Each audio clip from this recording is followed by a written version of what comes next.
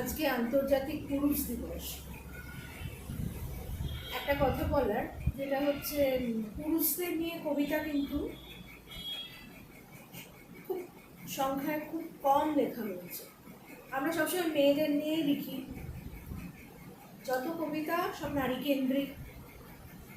আর পুরুষদের নিয়ে কবিতা লেখা বা পুরুষদের নিয়ে পুরুষ চরিত্রকে কেন্দ্র করে বা পুরুষের প্রতি সহানুভূতি দেখিয়ে কোনো কবিতা বা গল্প লেখা এগুলো কমই হয়। তো আমি একটা কবিতা লিখেছিলাম, এটা একেবারেই পুরুষকে। সত্যি কথা বলতে কি, পুরুষেরও তো দরকার আছে এবং তারাও তো মানুষ। আমরা ভাবি না এটা বিষয়টা, আমরা একটু নারী নারী করে বেশি চেঁচাই। যাই হোক, সব পুরুষই যে খারাপ হন বা সবাই যে অপরাধী বা সবাই অত্যাচারী, এটাও যেমন সত্যি নয়। আবার সব মেয়েরাই যে খুব ভালো হয় বা একেবারে গঙ্গা জলে ধোয়া তুলসী পাতা, সেটাও নয়। সুতরাং মানুষ হিসেবে দেখতে হবে, নারী পুরুষ এই হিসেবে না দেখে মানুষ হিসেবে সবাইকে বিচার করে নিতে হবে বা দেখতে। আর ভালো মন্দ সব কিছু তো পরিবেশ থেকে আসে।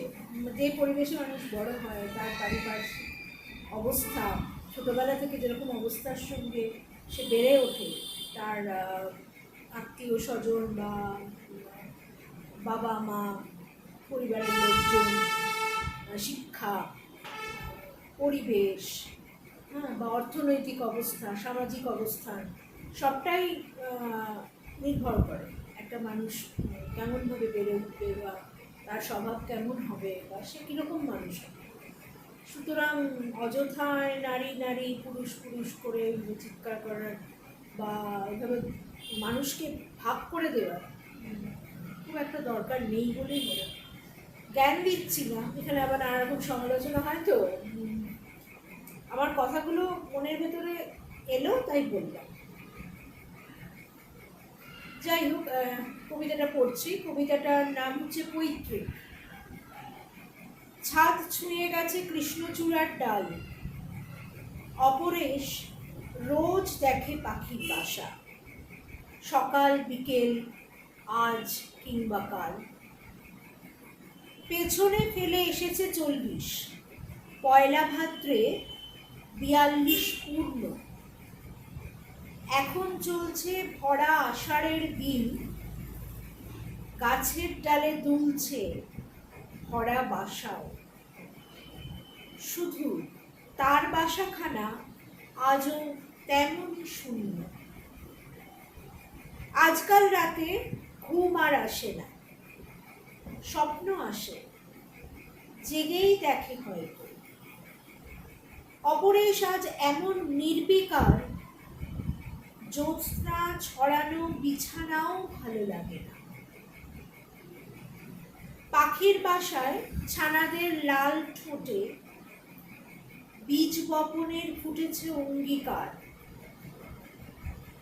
অপরেশ রোজ তাদের ডাকেই ওঠে, লক্ষ কীটের দেহ করে সৎকার। অপরেশ জানে এতটুকু জমি নেই তার জন্ম ও মৃত্যুর মাঝখানে। অপরেশ জানে তার শেষ এখানে, জানা হবে না পিতা হবার মানে। চাল চুলোহীন অসফল অপরেশ প্রতিদিন একা কাটায় শূন্য ঘরে। প্রতি রাতে তার অমাবস্যার কালো, যদিও খাটেতে জ্যোৎস্না এসে পড়ে।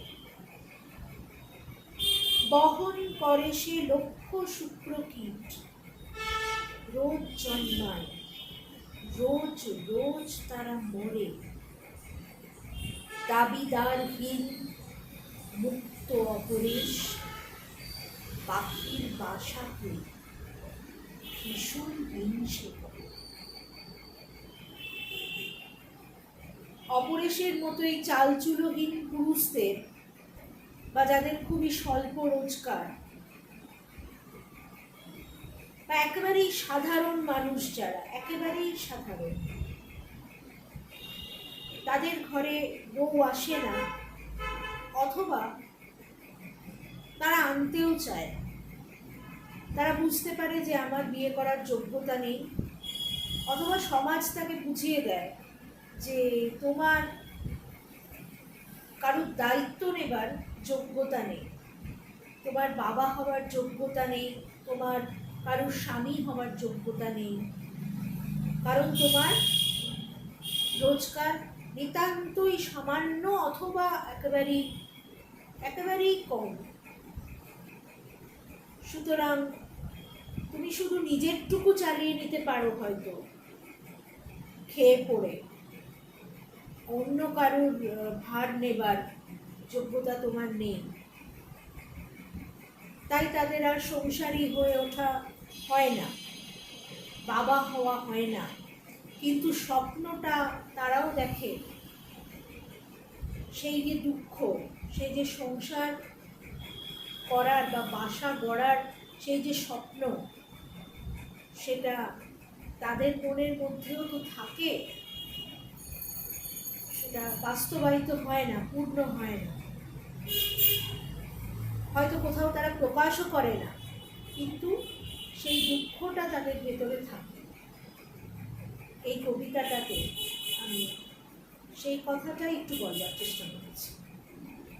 সবার বাবা, ভাই, স্বামী, প্রেমী